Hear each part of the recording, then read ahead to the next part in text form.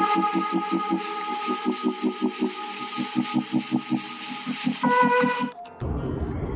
fellow humans, I am Akshita Lakshka and I welcome you all to my channel Brain Blooms. So today we have Khushi with us. Hi guys, I am Khushi Songara, currently first year student LSR, and I'm pursuing BA program, psychology major and political minor. Yeah.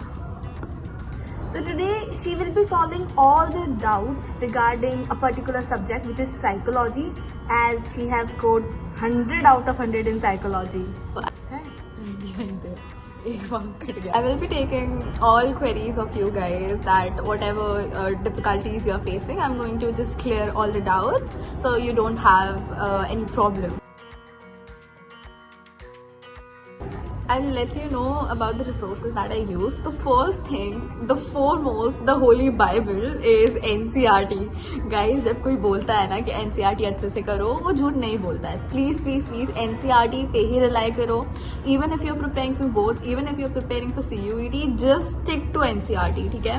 तुमको question solve करने तो तुम बाहर से कुछ references ले सकते हो क्वेश्चन सॉल्व करने के लिए, नॉट स्टार्टिंग, ओके? तो तुम्हें अच्छे से NCERT पढ़नी है, उसको अच्छे से अपने दिमाग में फिट कर लेना है, so that you don't miss out on anything, okay? तो NCERT को बहुत अच्छे से कर लो, लाइन बाय लाइन अच्छे से रीड करो, बहुत अच्छे से रीड करो, घोल के पी जाओ भाई, ठीक है? I have one question is like how many times you have read the whole NCERT till boards? So I'll tell you, जैसे ही सेशन स्टार्ट हुआ था and I started to prepare for like my boards as well, तो आई would say कि NCERT बहुत बार पढ़ी थी, बहुत बार notes बनाए थे, उसको रिवाइज करते गए, अच्छे से इम्पोर्टेंट टॉपिक्स मार्क करते गए. सो एज सच कुछ कोई ऐसे स्पेसिफिक वो नहीं है कि इतनी बार ही रीड करनी है, जितनी बार आपको समझ में आए, जितनी बार आप रिवाइज कर सको, please do that. Exactly. As I done the same, मैंने NCERT 8 से 9 बार पढ़ी थी till boards, एक line. So that helped us a lot and that's all we need. Next question is going to be very important.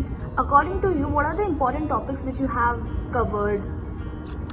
So according to me, important topics that you should cover for boards, I would say, एक तो intelligence वाली जो theories हैं सारी बहुत अच्छे से याद कर लेना उनको. Then I would say therapies जो भी हैं, टाइप्स ऑफ थेरेपीज़ हैं, वो कर लेना. पास मॉडल की बात करूँ वो बहुत इंपॉर्टेंट है. उसके साथ साथ आई वुड से डेफिनेशंस है वो इम्पॉर्टेंट है. सारी चैप्टर्स में से जो भी डेफिनेशंस है, क्राउडिंग हो गया या कुछ अलग अलग टाइप की जो भी है, इंटेलिजेंस क्या है, सबकी आप डेफिनेशंस अच्छे से कर लेना, ओके? टेक्निक्स होगी, जैसे बिहेवियरल टेक्निक्स है, अलग अलग टाइप्स ऑफ टेक्निक्स जो थेरेपीज़ हैं, वो सब अच्छे से. वापस से बोलूँ, टाइप्स ऑफ ग्रुप है वो कर लेना अच्छे से. जो लास्ट वाले चैप्टर्स हैं उनको भी आप नेग्लेक्ट मत करना, उनको अच्छे से करना, देखना, क्योंकि उसमें से क्वेश्चंस आते हैं एंड बहुत अच्छे से आप लिख सकते हैं उसमें. लाइक 4 मार्क्स के आते हैं यूजुअली, बहुत कम 6 मार्क्स के आते हैं, बट आप प्रिपेयर करो अच्छे से चैप्टर्स को. तो लास्ट वाले चैप्टर्स भी अच्छे से करना. Types of group, I would से social influence and group processes भी अच्छा चैप्टर है. साइकोलॉजिकल डिसऑर्डर्स एक चैप्टर है, वो इंपॉर्टेंट है, वो भी बहुत अच्छे से करना, क्योंकि डिसऑर्डर्स के बारे में पूछते हैं यूजुअली. केस स्टडीज़ हो गई, उसमें पूछ लेते हैं, है ना, 1-2 मार्क्स वाले क्वेश्चन में पूछ लेते हैं. तो साइकोलॉजिकल डिसऑर्डर्स बहुत अच्छे से करना. So now she will be telling about the importance of PYQs and sample papers. So guys I would say कि PYQs बहुत इंपॉर्टेंट होता है.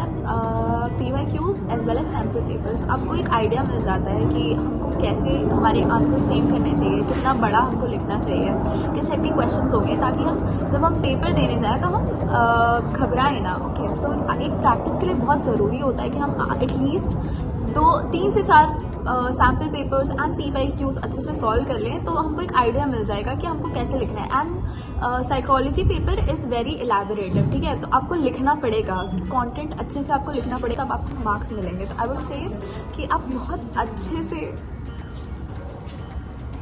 तो आई वुड से एलैबोरेटिव आंसर लिखने के लिए आपको अच्छे से करने पड़ेंगे. आप अच्छे से, आई थिंक आई वुड से मिनिमम आप 5 PYQs करो ही करो, ठीक है? PYQ paper, not questions, okay, PYQ papers है ना, 5 साल तक के paper and max I would से 10 साल. पैटर्न चेंज होता रहता है बट क्वेश्चंस जो हैं वो चेंज नहीं होते हैं, वो वही सेम ही होते हैं. तो आपको एक आइडिया मिल जाएगा कि आपको कैसे क्या करना है. My next question is, which YouTube channels you referred to? So I would से एक जो चैनल था आई केम अक्रॉस यूट्यूब पे, वो साइक शॉर्ट्स करके. उनकी बहुत सारी वीडियोस हैं, उन्होंने नोट्स भी दे रखे हैं एंड एक्सप्लेन भी बहुत अच्छे से करा है. सो वो एक है, मुझे बहुत अच्छी लगी उनकी वीडियोस, बहुत अच्छे से एक्सप्लेन करते हैं वो.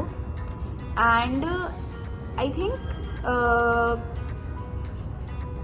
ट्विन ब्रोस पे भी आई थिंक है जो चैप्टर्स हैं उनका एक्सप्लेनेशन, तो उधर से भी देख सकते हो. But psych shorts I would say psychology के लिए बहुत अच्छी है.